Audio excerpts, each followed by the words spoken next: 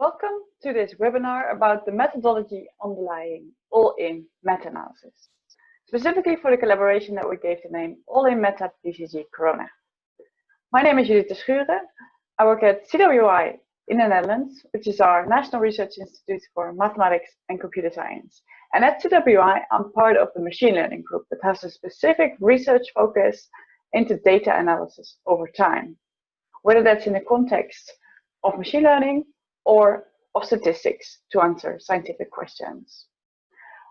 And as a group, we want to thank you very much for joining us today and for showing interest in this unique collaboration to meta-analyze trials from around the world on the BCG vaccine for healthcare workers. We truly believe this is a unique collaboration. As far as we are aware, never before were data from trials around the world meta-analyzed while the trials were still ongoing. So I want to quickly introduce you to our team at the machine learning group at CWI. This is Professor Peter Grunwald, myself, Dr. Alexander Lee, and Muriel Perez.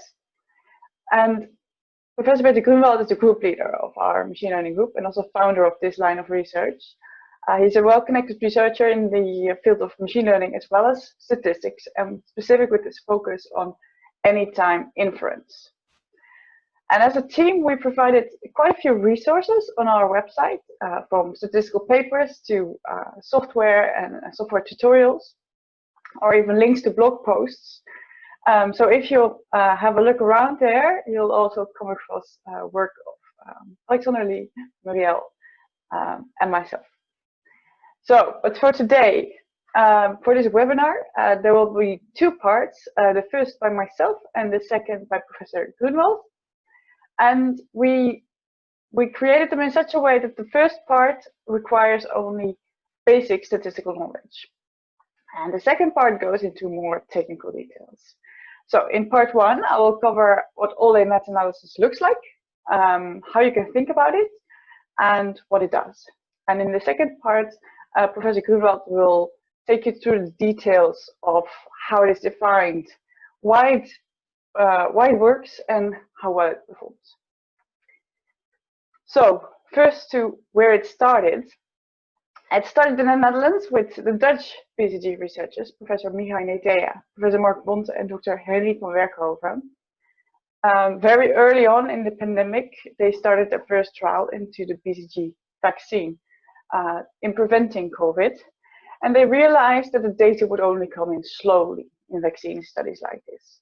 But also that trials around the world were starting, and that data will simultaneously come from many places at the same time.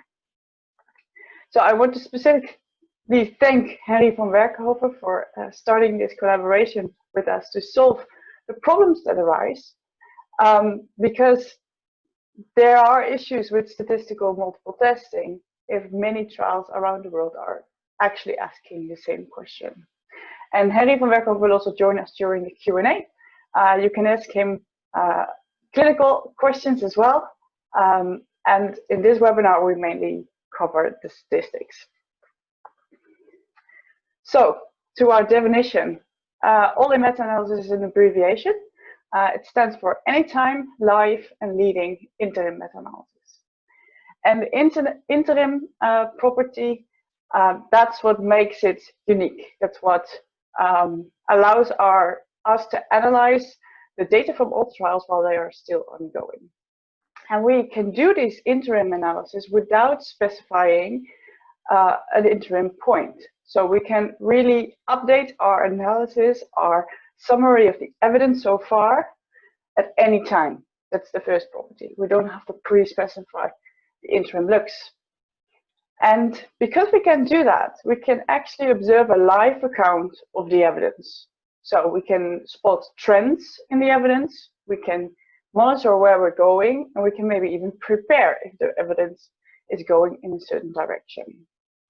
So that's the live property. The leading property allows any data that goes into this meta-analysis to also guide or lead the decisions to start new trials, stop trials, or expand existing trials. Such decisions on optional stopping, optional continuation would invalidate conventional meta-analysis and would need to be pre-specified completely for example, alpha spending methods. But in our approach, any such decisions can be made without invalidating the inference from the meta-analysis. So that makes it very powerful and very flexible to summarize evidence during a pandemic like the one we're in now. So let's have a look at what that looks like. This is the dashboard that we will use to share the evidence so far with all the participating trials. And there's a link here in the bottom, and you can find that link also on our website. So our website is projects.cwi.nl/safestats. And there's this section underneath links that collects all the links and all the resources for this specific ALL-IN-META-BCG-CORONA analysis. So here you find a link to the dashboard, and currently the dashboard contains only fake data. So this is simulated data, no unblinding going on here. This is the dashboard that we will use to share a live account of the evidence with you. So each participating trial will receive their own login details, but there's also a demo version of this. So that would be username demo and password show that contains only simulated data. So here in the top left, you can see that we're now logged in as a visitor, showing only fake data. And broadly speaking, this dashboard mainly contains those panels of plots that represent the evidence. On the left-hand side is the design of the statistical analysis. And in the top, there are these tabs that specify our outcome measures. And this is important because we have two primary outcome measures. So we're looking into events of COVID-19 positive tests and of events of COVID-19 positive tests and severe outcomes that lead to hospitalization. So in fact, we are asking the data two questions on two primary outcomes, such that it can also give misleading answers on two questions. So a misleading answer that we usually want to control is a type 1 error, which happens that if we are in the scenario that there is no risk difference between the vaccinated group and the control group, so neither in terms of positive testing or in hospitalizations, that the evidence will show that there is an effect. So if we ask two questions, then it can give two misleading answers. And we need to be wary controlling our type 1 error. So that's usually done by setting an alpha level of, for example, 5%. And here we specify upfront that 10% of that alpha would go into this COVID positive test primary outcome, and 90% of it will go into hospitalization as an outcome. So let's have a look at the evidence. Our plots always have on the x-axis the calendar days. So they start at the end of March and they go on until today. So on the right-hand side of these plots is always today, such that you can know when the evidence is out of date. So let's just plot some evidence. Here I drew the lines for 3 trials, just fake data, simulated data, that represents an Australian, and US, and a French trial. And we see these lines are climbing. They're going up, and that's a good thing. That is evidence in favor of benefit. So this is testing the one side of the two-sided test of a hazard ratio smaller than 1, which means benefit. The risk is smaller in our vaccinated grouping compared to our control group. And the other side of this test would also show the opposite thing, so decreasing evidence for harm. So what is it we're actually looking at here? These lines represent E values, and E stands for evidence. So bigger is better, and we plot the evidence here on a log scale. So you can see that the distance between 1 and 2 is the same as between 64 and 128. That's because our evidence is actually growing exponentially. More details on that in part 2 of this webinar. But exponential curves are difficult to read in a plot, so that we draw them on a log axis such that they look linear. And of course, this linear trend is a nice thing to extrapolate, easy to extrapolate also. If we are halfway and we're watching this trial, we're watching the evidence climb, then we can also project when it will approximately cross our threshold if the trend continues. So this threshold is at 400. I will get into the details of that later. But first, there's not only this linear trend in the line, there's also these wiggles. That's because there's always some inherent randomness, of course, in observations in trials. We observe a sequence of events in both groups. And anytime we observe an event in the control group that doesn't happen in the vaccine group, the line goes up. So that would be a reduced risk, evidence for a reduced risk in the vaccine group. But of course, if the opposite thing happens, if we observe an event in the vaccinated group and not in the control group, the line goes down. So that's where the wiggles come from. But of course, we're not interested in what this one trial is doing, where we're wondering what all the trials combined are doing. So if we just plot all the trials, including the meta-analysis, so this blue line is the meta-analysis, then of course the first thing we observe is that the meta-analysis climbs much faster, and it crosses our threshold much earlier in terms of calendar days. And that's of course a logical thing because it contains much more data than any individual trial. So how do we get this meta-analysis line? Well, that's really as simple as multiplying the individual e-values. You can see that also in the way that this meta-analysis sort of has similar patterns to the individual trials. One example is this Dutch trial in almost white that shows a decrease in evidence. So it is observing COVID positive events in the vaccinated group, and we see that same dip also reflected in the meta-analysis line.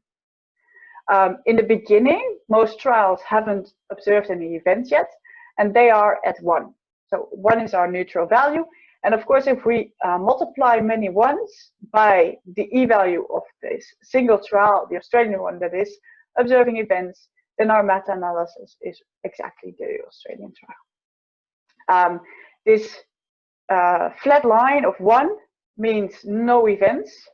So that's just an assumption in my simulation here.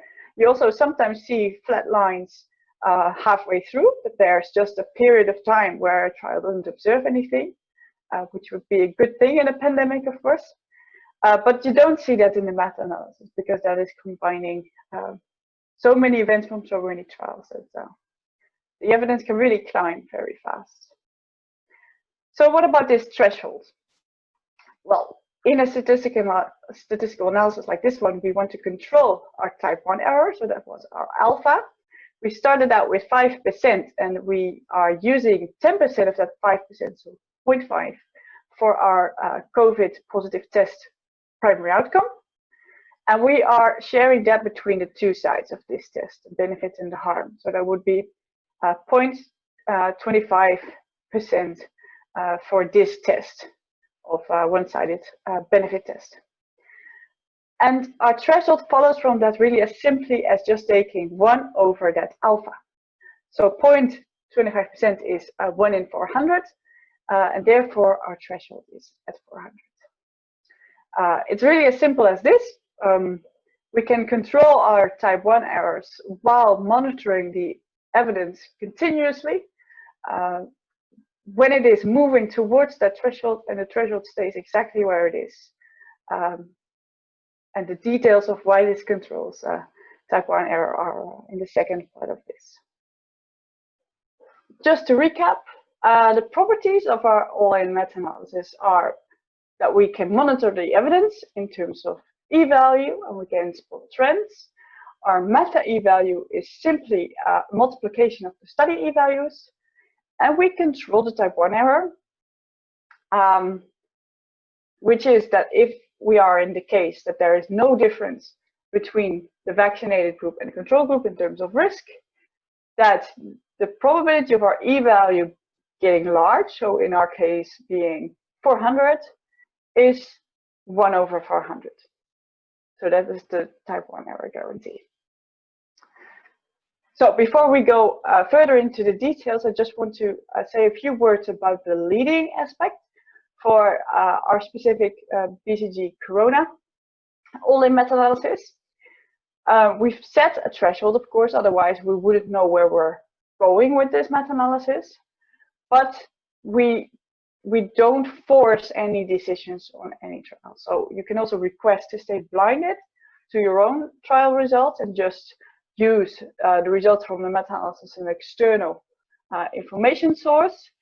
And we invite all participants in trials into our advisory committee to make the decisions on publishing the results from the meta-analysis. So all of that is in our governance structure. So have a look at that, and we welcome any questions. So now back to the statistics. In terms of statistics, the important thing about the leading is that the meta-analysis can lead, that it can allow any decisions to stop, start, or expand trials without losing itself, without losing its inference, its valid inference, as a meta-analysis. But it doesn't mean that it has to. So if we have set a threshold, it doesn't mean that our meta-analysis becomes invalid if we decide to ignore it. So what happens under the hood? Part of our design was also this minimum hazard ratio. That was also in the left panel. This is a clinical minimum. We've set it in a discussion based on public health clinical deliberation. What would be our minimum effect that we still want to find in this meta-analysis? And we've set that to a 20% reduction in COVID cases in the vaccinated group. So this minimum effect, it serves the same purpose as a minimum effect in the power analysis. But you also need to pre-specify what is the thing that you want to find and what is too small to be of any relevance. Well, the role this plays is not only in designing, but specifically in analyzing the data. Which brings me to the definition of the e-value. The e-value is a likelihood ratio, which means that it compares two likelihoods. One, based on this hazard ratio of minimum relevance. So given that our hazard ratio would actually be 0.8, then what is the probability of the events I actually observed? And it compares that to the scenario where our actual hazard ratio would be 1. So 1 is the same risk in both groups. And what is the probability of observing my events in that case? So our events, of course, a sequence. The wiggles that we see in these lines, they represent a sequence of events out of a larger risk set. And we can ask, what is the probability of observing those events? How likely are they actually to occur under these two scenarios? And just taking the ratio of the two gives us our e-value. Is this new? Not really, just monitoring likelihood ratios over time. It goes back to Wiel in 1939. It was also very popular during World War II in the US in the work of Waltz, in the UK in the work of Barnard. And since then it's been used by many researchers to also develop methods for anytime inference, confidence intervals and testing. And notably, the Janssen COVID vaccine trial uses something that's very similar to this to monitor the data And at the moment, we are part of a larger research effort that is really gaining traction now in publishing new statistical methods based on this idea. So I want to show you more about how this actually works, what the values actually are. And on our website there is also this resource about the safe log-rank test. And that is the type of e-value that we use for this all-in meta-analysis. So in this tutorial, you can find some steps to try out yourself what it is doing. And the tutorial starts with just simulating a data set. So this is a survival data set. We observe two survival lines. So this is a Kaplan-Meier plot. The bottom one is the control group. There the decrease in survival is largest. So we observe many events. The bottom line is the vaccinated group. So we observe a lot less events in that group. And we wonder, is this difference, is it of statistical importance? And also, when can we actually know that it is? So in the data set, you can just look at all the days. So for example, day 2, there's an event. Status 2 is an event in the treatment group. And in day 3, there's an event in the placebo control group. And so you can update what you know about the events after each day. And we wonder, for example, at day 75, what is our evidence so far? So in day 75, that's the example from the tutorial, we observed 61 events. And notably, we have this z-score for the log-rank test of -2.5, and we have an e-value of 20. So that's our summary of the data at this point. And I'll go a bit more into what a log-rank z-score looks like.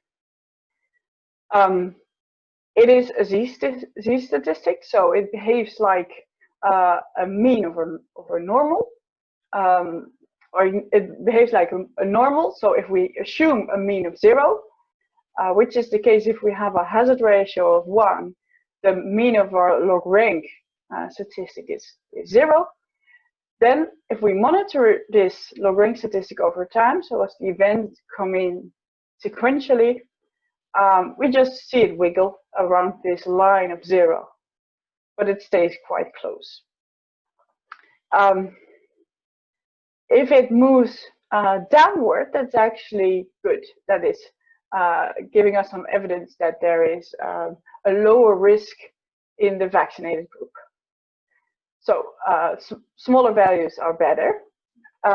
So that's what we observe if we plot the line like this, but we assume a hazard ratio of 0.8, so 20% vaccine efficacy, for example. It is almost indistinguishable from the black line in the beginning, but as soon as we start observing enough events, we can see that this one is decreasing.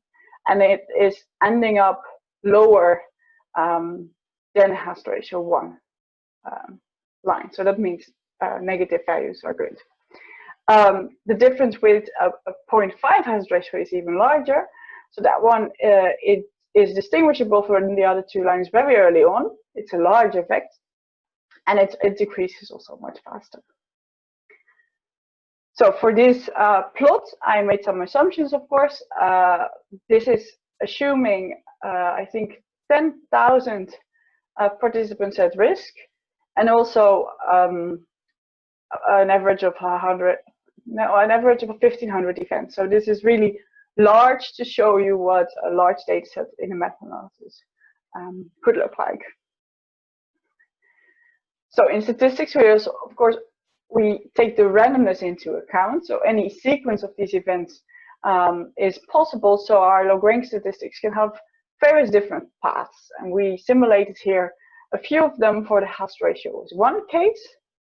And you see that there's like this constant width of this band of log-rank paths.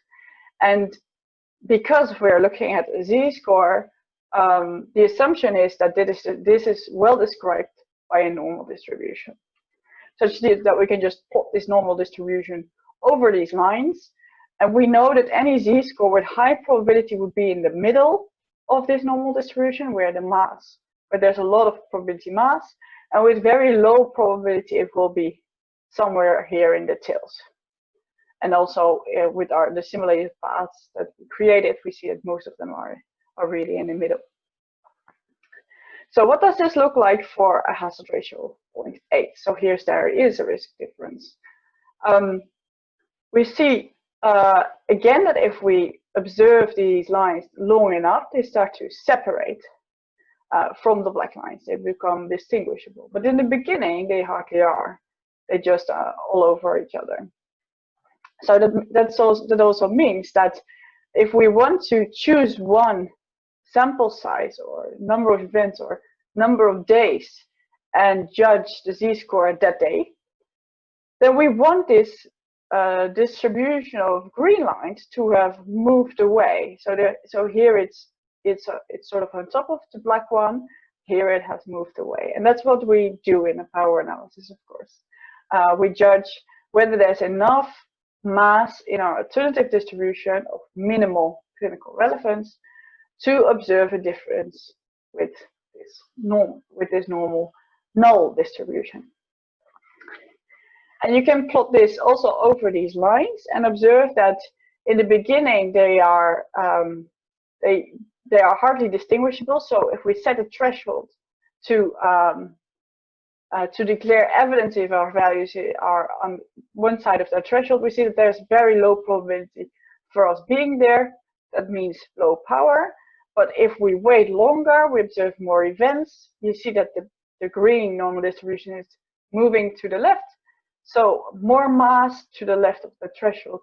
And here at 150 days, even more mass to the left of the threshold. So this is what you would do in a power analysis. You would choose to wait at least long enough for this power to be large enough. But that, of course, means that you cannot decide to do the analysis any earlier, because you're using the properties of a statistical analysis that is going to look at the data only once. So if you would do that 3 times, you would be cheating. Well, we can be in the case that our data looks really good. So if we are a 0.5 hazard ratio, so if there's really a large difference in risk between the two groups, then that separates much earlier from our null lines in black. So if we observe that, it would be a nice thing to not have to wait for the full 150 days. And that is what all-in meta-analysis is providing. So of course, if we observe a data set, if we calculate these log-rank statistics, we do not know what is the true underlying hazard ratio. We just observe the data. And it can be a black line, it can be a green line, it can be anything between. So we wonder, how good are we doing actually? If we observe this dotted red line, this is our true data. When could we have known that this looks good? Well, that's the question we're answering with our e-values. So if we, for example, look at a z-score of -2, that's where we were over here, then we're wondering, all the events we observed so far, how likely are they if we are, in fact, if we are a dark green line, so if we're one of those, how likely are they if we are actually a black one? That is the question that we're answering with this likelihood ratio. And we do that just based on the same normal distributions that we saw before. But we're looking at their actual density values instead of on the mass below the curve. So if we have -2, then we can look at how much mass is for -2 if we are a dark green line. So this is dark green normal density. If we observed only 20 days of events, and the right one is the centered around 0 null distribution. So you see that -2 is actually is less likely if we are actually a null distribution. So the ratio of those two errors, that's what goes into this calculation, and that is what our e-value is. So if the evidence moves, so we observe more events. So over here we are at a z-score of -4. We're asking the same question, but we observe more events. So by now our green lines are better separated. So it has moved to the left. We again look at what is the value at -4 now of our z-score of our green distribution versus our black distribution, and this black distribution is almost at 0 over here. So these tails have very low mass, so the ratio is actually pretty big once we've reached this -4 z-score. So we can calculate such an e-value, of course, after each event by taking that ratio of those two likelihoods. And then we observe this change in evidence. So in the beginning, our z-scores were positive for a while. This line was actually going up, which was no evidence for benefit in this case. So our evidence was going down. But then our z-score started decreasing in the negative. Negative z-scores means lower risk in our vaccinated group. So the evidence for benefit of the vaccine is increasing. And you also observe, so it goes out of the plot, but it comes back again here. That is because our z-scores, they were increasing a little bit over here. So they were getting less negative. So we were observing some COVID positive tests in this simulated data in our vaccine group, which decreased our evidence for a large difference between the groups. So we saw that our e-value of evidence was also coming back into the plot because it was decreasing. But after this, it really goes out and it never returns again. So there's really enough evidence according to this design. Once we're here at like 25 days, we have evidence in favor of this benefit of the vaccine. So monitoring this data and the evidence over time, it has this huge benefit of knowing early that we don't have to wait all the way through 150 days because we set that in our power analysis. We can just be lucky if we observe a wonderful effective vaccine. We can know very early on. So what I want to show you now is some illustration of why this actually gives us statistical guarantees. And this is also in the same tutorial. And the tutorial, it just shows you what happens if you do this lots of times. And of course, we can do that by just simulating data. So here we simulated data based on this hazard ratio of 0.5. You see e-values for each run of the simulation. So there's many lines here. And I colored them based on whether they reach this threshold. So we've set an alpha to 2.5% one-sided. So that means 1 in 40. And our threshold is at 40. And if a sequence of log-rank scores, a sequence of events ever reaches this evidence threshold of 40, I call it green. And if it never does, I call it red. So you see here that if we simulate all of them, assuming a 50% reduction in risk in the vaccine group, most of them will find that within my 180 days. If we assume that there is no difference, so we simulate this data based on a hazard ratio of 1, then we see that most of them will also not find any difference. So anything can be colored here by red because within my 180 days, they will never reach this threshold. Only a few of them do. And that's my type 1 error guarantee. But only very few of these lines in repeated sampling of these events will ever cross this threshold.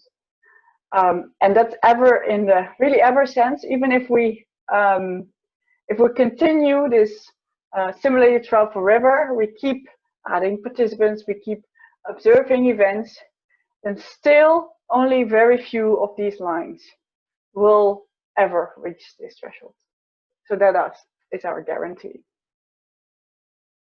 So we talked about one study. I want to quickly say something about what happens if we have multiple studies like we have in an all-in meta-analysis. Here I added an extra red dotted line, and it's over here. And it seems to be very different from our original one. It seems to be observing differences between the two groups, but not as large as in the other trial. Well, that is still okay in our approach because we've set this minimum to 0.8. So anything that looks like the dark green lines or better can provide evidence for an effective vaccine. So it doesn't matter that the one trial is over here and the other trial is over here. We don't model the differences between the studies because we believe that you need extra data if you're going to estimate parameters of a model that describe differences between studies.